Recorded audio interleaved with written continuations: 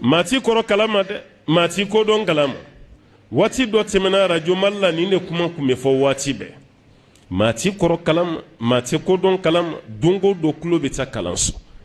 nga biyan ve ma baka koro kalama mugo baka ko don kalama ni aji do soro kaba maloya bila kibina ko ki kaseli ka chugo nyinin kal mamina kuma tane al mamin kara demseni e bisen ka jo alati demsena ni doni tekelende demsenia ni doni tekele demseni wartigi mana wari nyeshima iti ba la chugo mi ko demseni ndu na ye doni fane nyeshima demsenia blaye ka doni mine abetende ma caman be misiri kono ati se tahiyala de nga maluya bala be selite ka boti saya ba soroti ka sorati se tahiyala caman be misiri kono janaba ko chugo ati sala caman be ni seli nyagamina ta do ba glan chugo di qabla ni badala ni demseni idem flandu ngala e doniya min dama igrala kira be ci wati mi afa flon caman de kumbe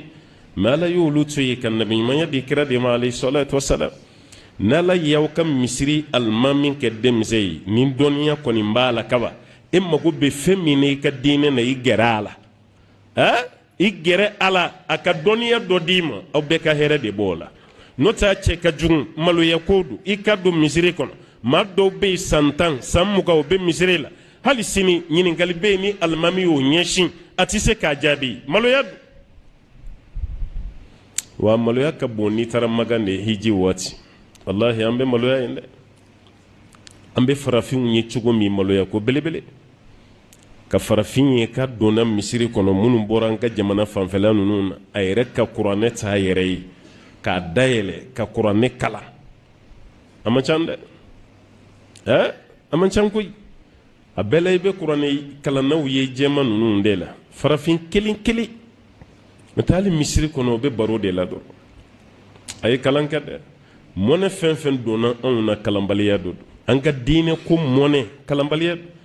hali mali dine ka pichi pachanta jele ya fine ya blenendo munumba kakara mogo lame ulu de makala no teni makala nin chayara karamogo lamelela dine te kemeni mugayo kelendu